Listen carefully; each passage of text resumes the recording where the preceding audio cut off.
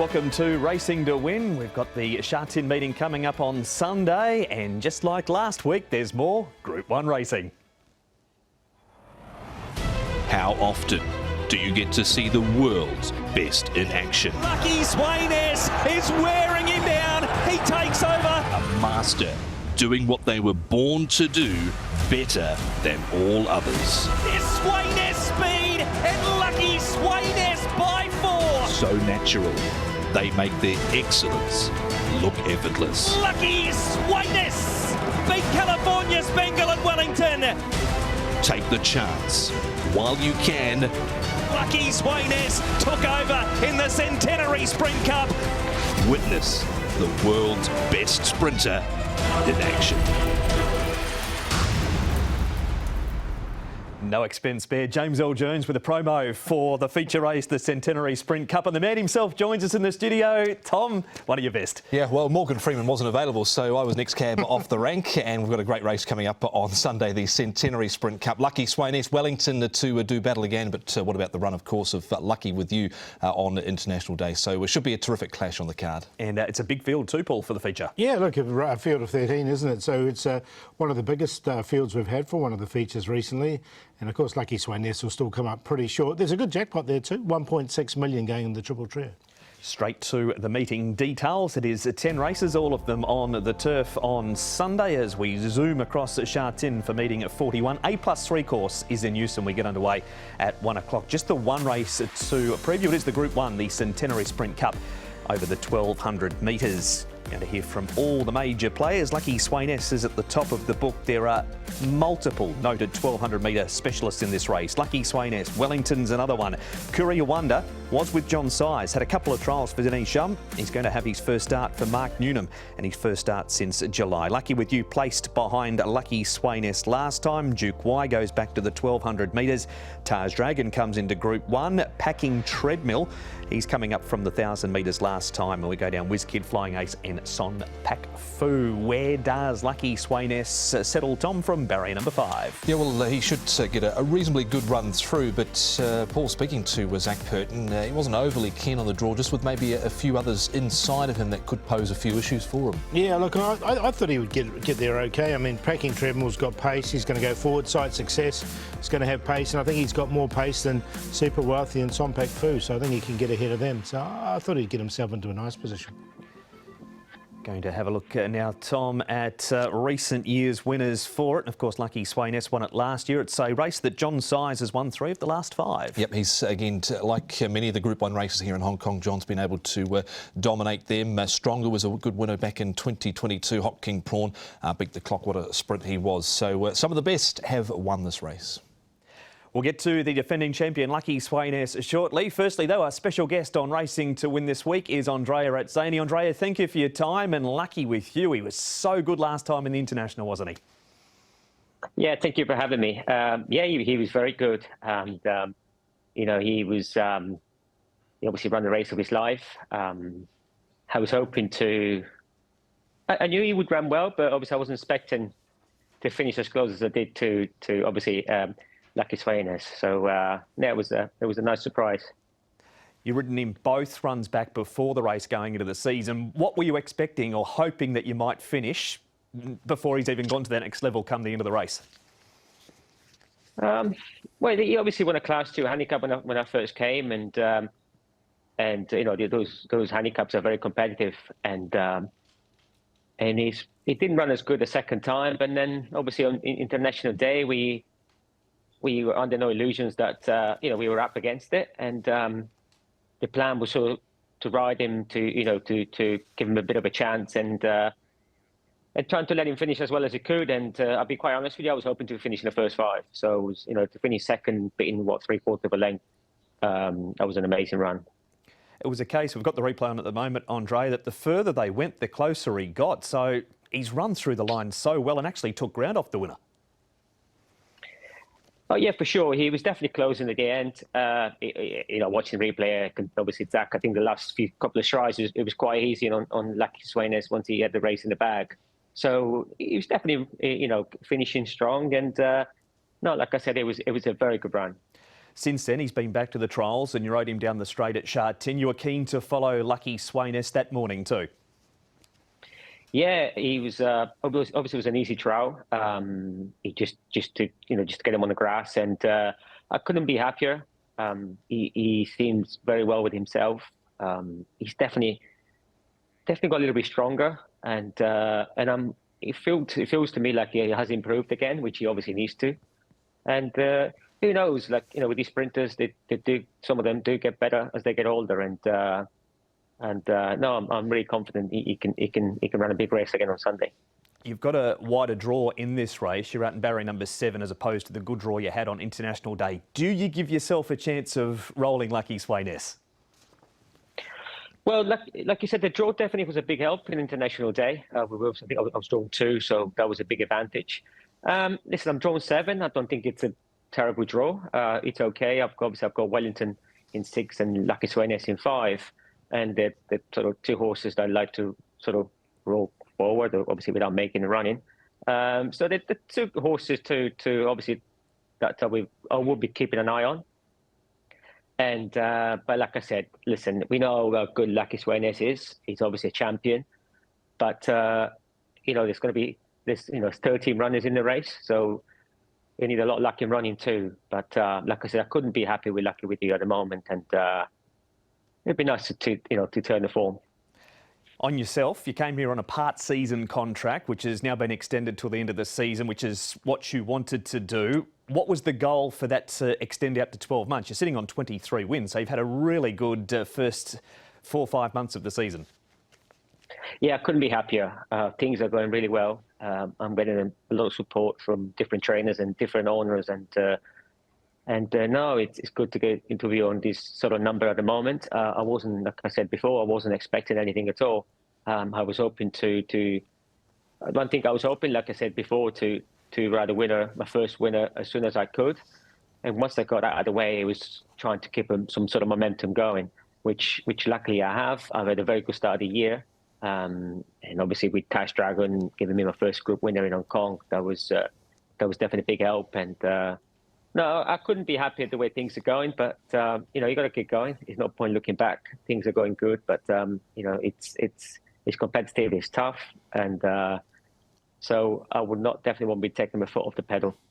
Andre, you're riding at Chateau in one of the earlier races on Sunday. He was a winner over in Newbury at stakes level prior to arriving. How do you feel he's going at the moment?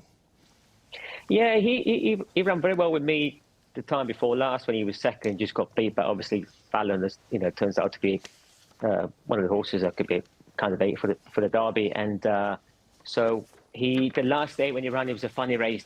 We had a good draw, but the pace was too slow, and he was a bit keen with me, and he never really got into a nice rhythm, although he still ran a good race. We haven't got the best of draws. I think we're drawn 14.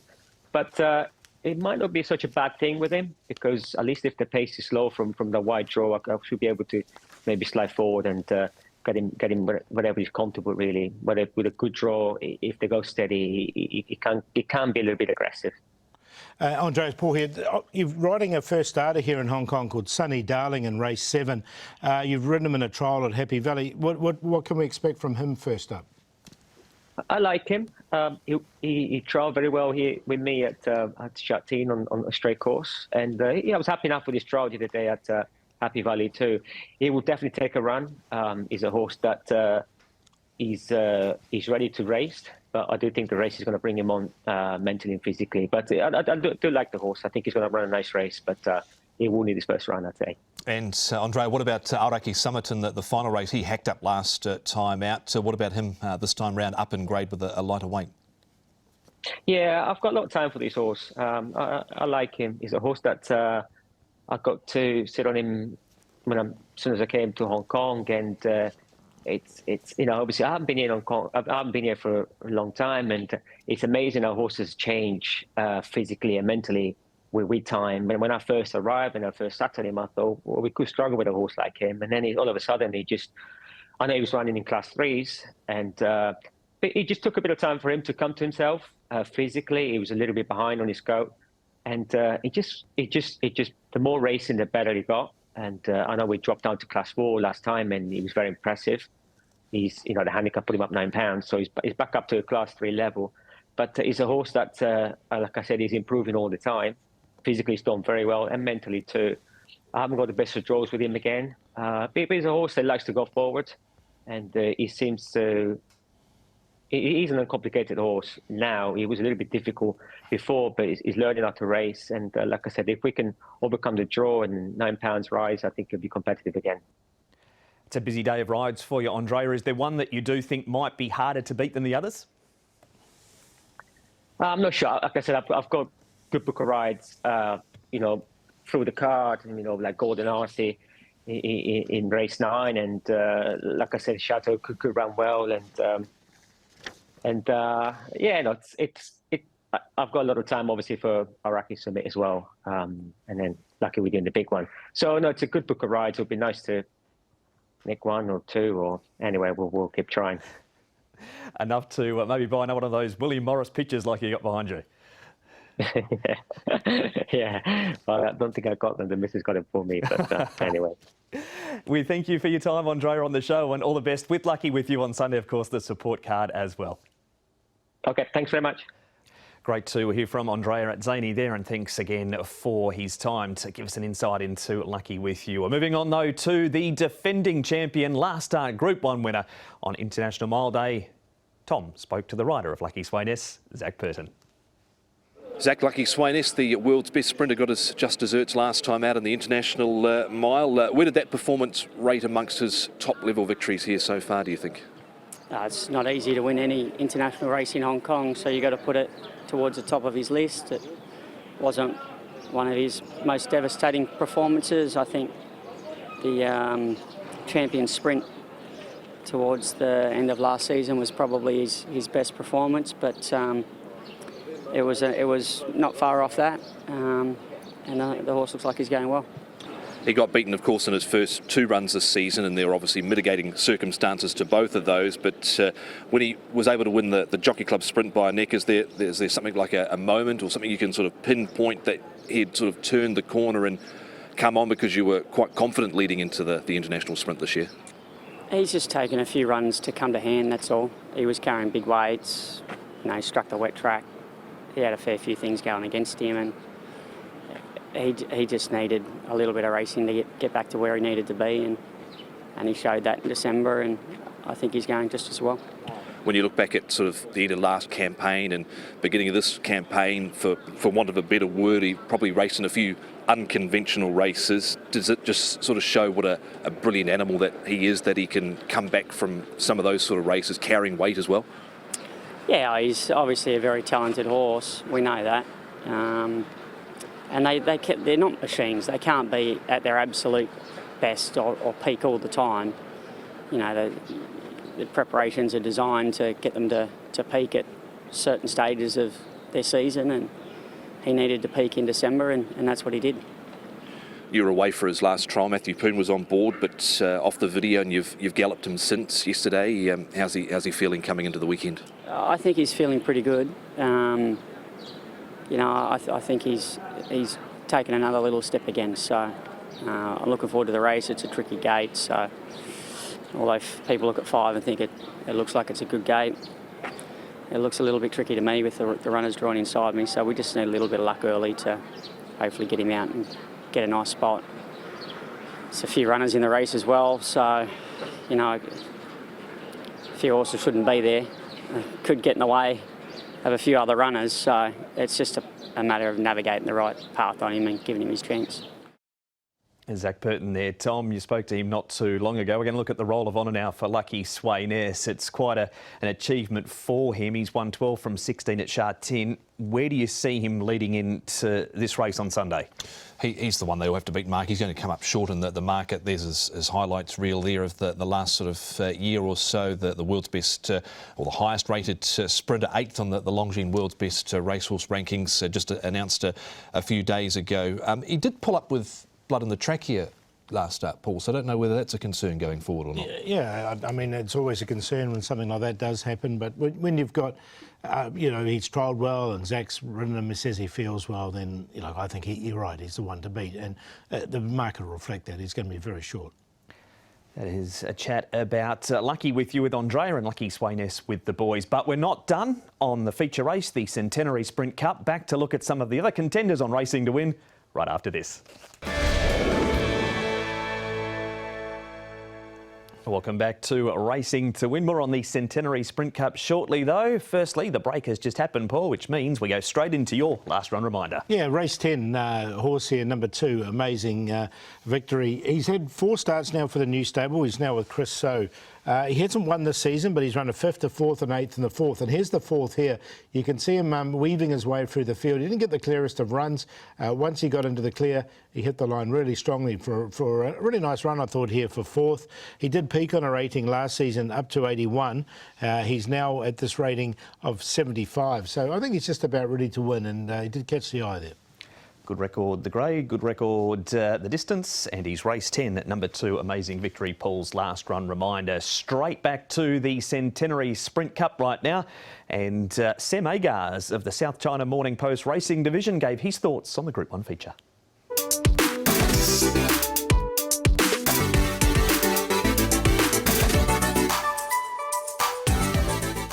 Has to be Lucky Swainess, a little bit boring, but very hard to see him getting beaten this weekend. Look, he's won the past 4 Group 1 sprints in Hong Kong, including this race last year. He's proven time and time again he's got the measure of these horses, and it's really hard to see anything beating him. I think he's built nicely into his prep. It's been a little bit of a stretched out prep. He maybe resumed a little bit earlier than many thought he should have, but got a bit of a wet track there at one point, and sometimes the circumstances weren't exactly to suit. But look, as the races got better and level weights, he's shown his class. And look, I think he's got certainly plenty more to give this campaign. Sam with Lucky Swainess. To find out a few of the others think they can beat Lucky Swainess, we've heard from Andrea. Now here is Hugh Bowman, re Wellington. What about Hugh Wellington in the sprint? You're right here for Jamie Richards, your first time partnering this horse. How did you assess his trial the other day? He looked to move well on the all-weather, I thought. Yeah, he did. He went very well. He found the corner a little bit sharp, so I'm pleased I've had the opportunity to sit on his back in the lead up to this weekend's Group 1 race. But look, the horse is in good form. You know, he needs no introduction. He's already a multiple Group 1 winner. And I think it's going to be a very... I've got a suspicion it's going to be more of a testing race than maybe some of the sprints in recent times because of the fact that it's a full field. And, you know, I think it'll be a high-pressure event, and I think that'll suit my horse. Lucky Swainess has obviously drawn Barry at number 5, and he's your main opponent here. And you're coming into this here third up. Do you think he's still got it, as he is older than Lucky Swainess, to turn the tables on him? Well, I think luck in running is going to play a part, and I think Lucky Swainess has that tactical speed, and I think the high-pressure race, assuming that that's what it's going to be, will suit Lucky Swainess too. So we're under no illusion of where we sit in the pecking order, and we can't expect to see Wellington come out and give a career best performance either. But I think he's going well enough to run as well, if not better, than he did in the international meeting, the international sprint. So if he can do that, then he'll certainly make his presence felt. We roll along from Wellington now, Tom, into Courier Wonder, who's had an interesting path to get here to this race on Sunday. Well, he's got his 3rd trainer that he's had here in Hong Kong. Of course, he kicked off with John Size. He went to Danny Shum, and now he's with Mark Newnham. I think he's been ticking along okay. It's 203 days since he's raced, 980 since he's won a race, Paul, but we know he's got a lot of quality. He's won 5 of 20, and I like the trial here. Hugh Bowman was on board for this trial. Yeah, they trialled really nicely, didn't he? And we'll see what he can bring here on race day against the big boys. We know in his day he was definitely up to it, but see if he can reproduce that. He had 2 trials for Denny and just that one for Mark Newnham. Taj Dragon, Paul, he came into group company last time. It was the Chinese Club Challenge Cup. It was Group 3 and made an immediate impact. Won well, didn't he? You know, he had the race conditions to suit here, and he ran really nicely, came down the outside and won well. He's up against the big boys on level weights now from barrier number 8. Let's see how he can go in this particular contest, but he's very progressive. He got a decent old whack from the handicapper because he was out of the handicap cap for this race. He went from a rating of 90 all the way now to 111, 107 internationally. I just worry about coming back in trip here to the 1200 metres. That was my concern around Taj Dragon.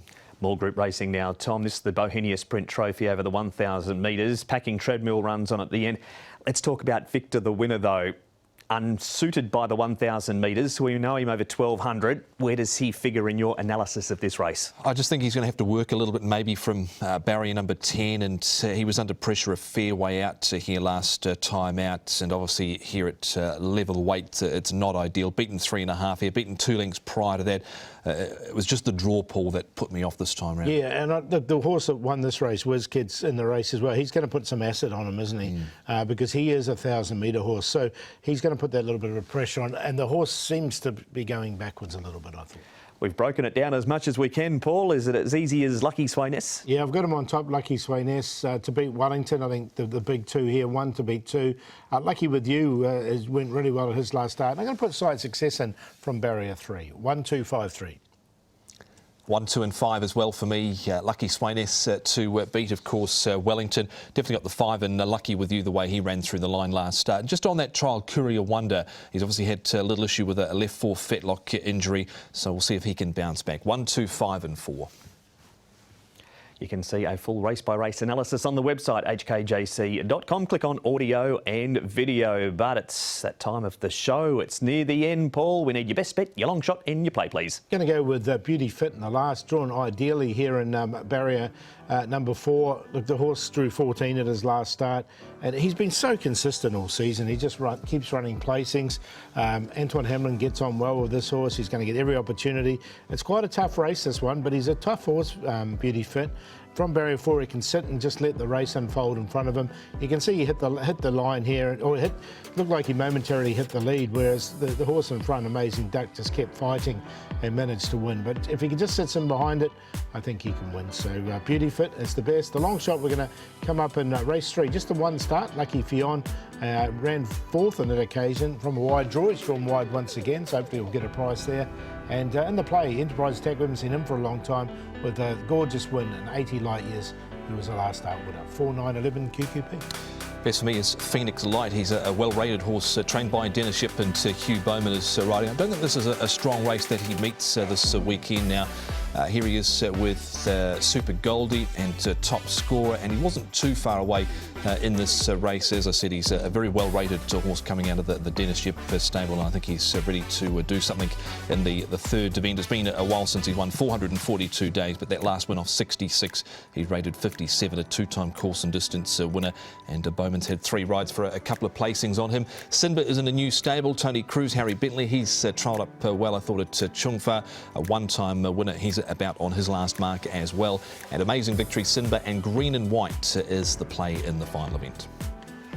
Best bet comes up, race 6, number 6, Telecom Dragon. Hugh Bowman also for Dennis Ship, so they're a chance of winning in a double with Tom going Phoenix Light. Long shot, race 7, number 13, Laugh Tail. Bled on debut now with Manfred Mann.